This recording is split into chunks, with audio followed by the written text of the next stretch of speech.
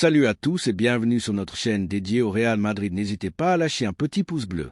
Si vous appréciez notre contenu, n'oubliez pas de vous abonner pour rester informé de toutes les actualités concernant votre club préféré.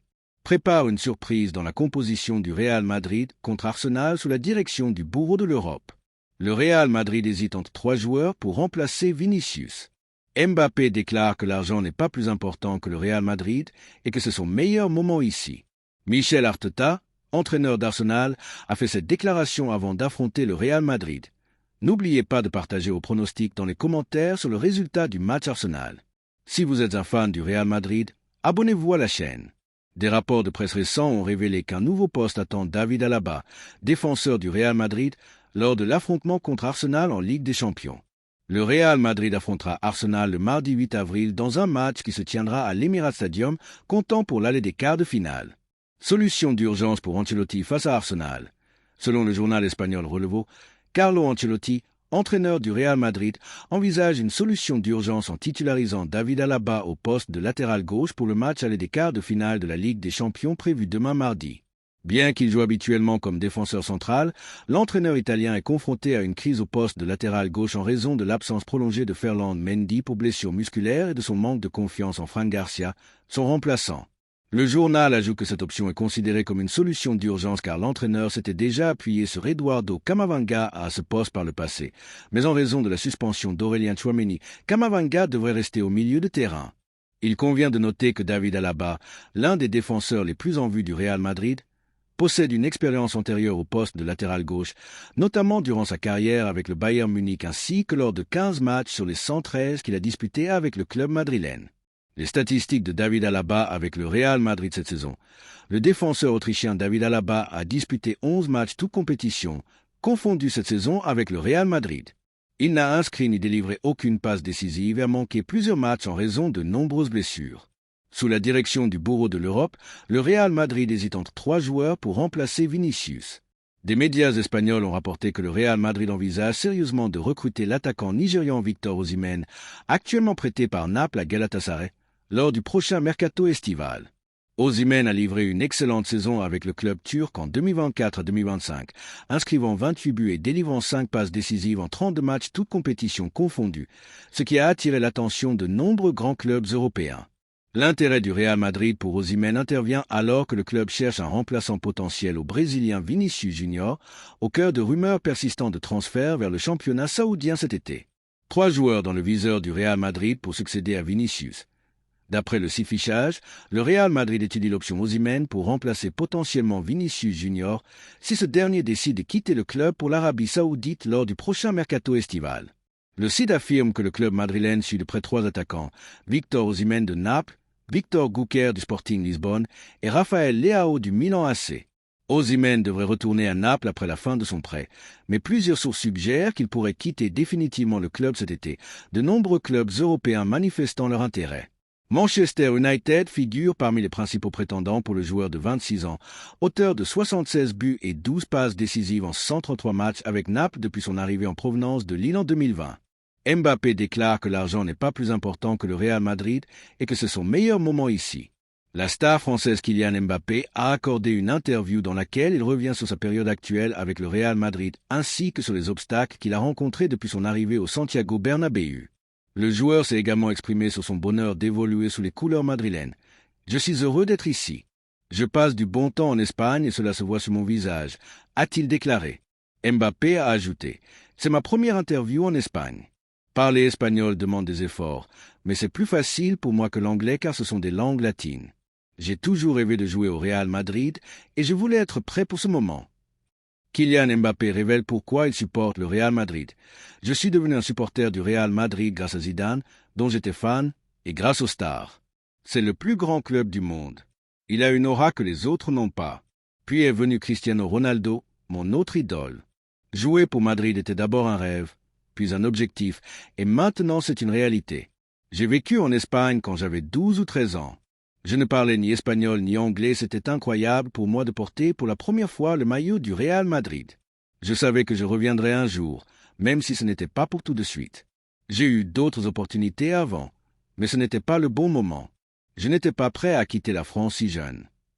Avez-vous déjà refusé le Real Madrid?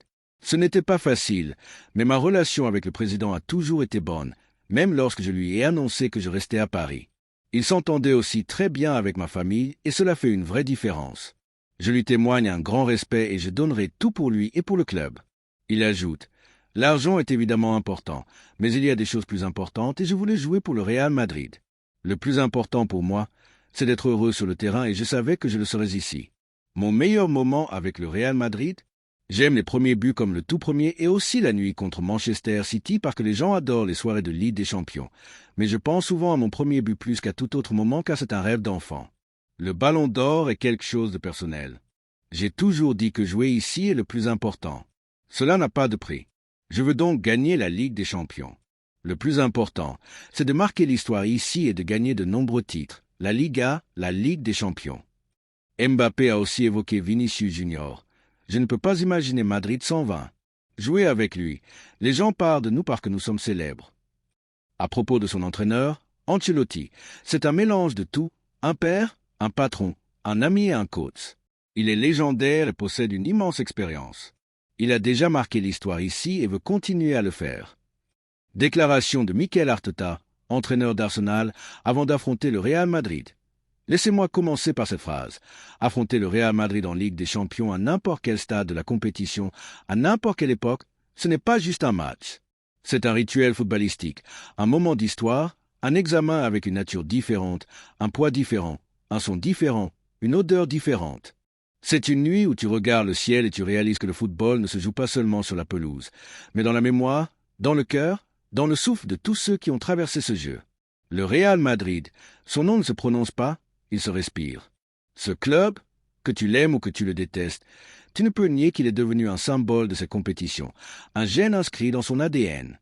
Son histoire européenne n'est pas qu'une série de chiffres, c'est une longue suite de moments où le roman du football a été écrit à l'encre de la grandeur. Les joueurs vont et viennent, les entraîneurs changent, les dirigeants se succèdent, mais une chose ne change pas, le Real Madrid en Ligue des Champions. Chaque équipe rêve d'affronter le Real Madrid, mais lorsque ce jour arrive, elle comprend ce que signifie affronter une entité qui ne connaît pas la brisure, une entité qui se bat non seulement avec la technique ou le physique, mais avec une importeuse de l'héritage de cette décennie de domination, de retour après les défaites, de refus catégorique de l'élimination. Il y a une célèbre phrase qu'un entraîneur a dite. Le Real Madrid ne perd pas, il te donne juste de l'espoir, et cet espoir est ce qui peut te détruire le plus. Mais nous, à Arsenal, nous ne sommes pas arrivés ici juste pour vivre le moment. Nous ne sommes plus cette équipe qui se contente de participer. Ce projet, construit par étapes, avec patience, avec des décisions difficiles et des situations complexes, est aujourd'hui à l'heure de vérité, le moment où tout le travail, tous les sacrifices peuvent se transformer en or.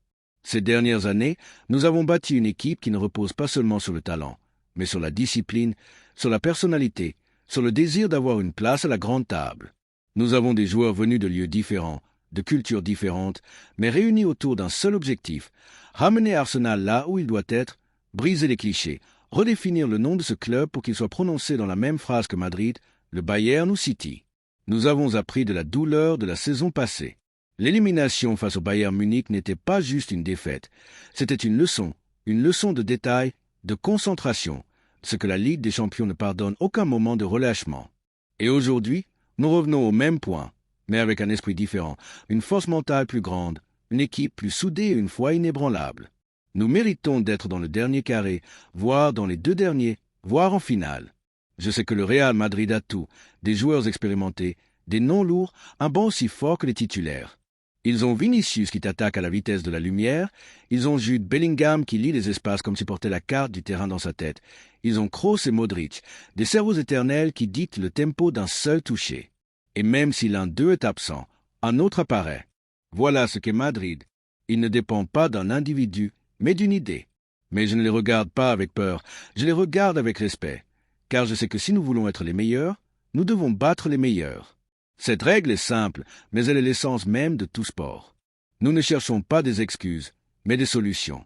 Nous ne demandons pas au destin de nous faciliter la tâche, nous exigeons de nous-mêmes de faire le travail. Et ce match sera l'épreuve de tout ce sur quoi nous travaillons depuis des années à l'Emirates Stadium. Nous aurons 90 minutes d'isolement, isolement de tout ce qui se dit dans les journaux, dans les analyses, dans les comparaisons. Là, sur le gazon, tout dépend de nous, de la passe de Gabriel, de la décision de Ramsdale dans un moment critique, de la solidité de Ben White, des courses de Martinelli, de l'audace de Saka, de l'intelligence de Dierd. Tout se joue à la seconde, au moment de prendre une décision. Je le dis clairement, le Real Madrid est le favori numéro 1, même lorsqu'il n'est pas à son meilleur niveau, même lorsque certains doutent de son équilibre. Il reste le favori car il s'est gagné, même à partir de rien. Mais cela ne veut pas dire qu'ils ne vont pas vivre une guerre. Arsenal, aujourd'hui, n'est pas un adversaire ordinaire. Nous sommes une équipe avec de la personnalité, de l'équilibre, de la flexibilité tactique.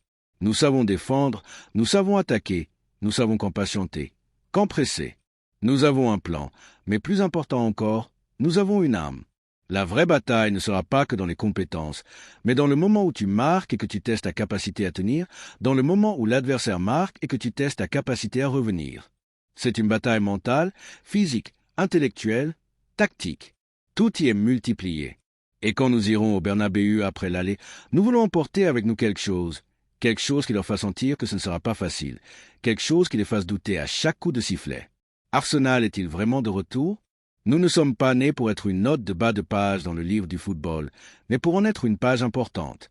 Cette nuit pourrait bien être le début d'un nouveau chapitre, un moment où les noms des joueurs seront gravés à jamais. Ce pourrait être tout simplement la naissance d'un nouveau géant en Europe. Moi, avec fierté, je me tiens devant vous comme entraîneur de cette équipe et je le dis avec clarté. Nous respectons le Real Madrid, nous respectons son histoire, sa force, sa suprématie européenne, mais nous ne le craignons pas. Nous ne tremblerons pas. Nous ne reculerons pas, nous ne plierons pas. Mardi, ce ne sera pas une simple nuit de football, mais une bataille footballistique au sens plein du terme. Elle se terminera peut-être par un score, oui, mais son impact durera des décennies. Méfiez-vous d'Arsenal, car il ne regarde plus l'histoire, il est venu pour l'écrire. Merci d'avoir regardé cette vidéo et j'espère que cette vidéo vous a plu. N'hésitez pas à lâcher un petit pouce bleu, vous abonner à la chaîne et à activer la cloche pour ne rien manquer des prochaines vidéos. On se retrouve demain avec plus d'informations. Passez une bonne journée et à la prochaine. Ciao!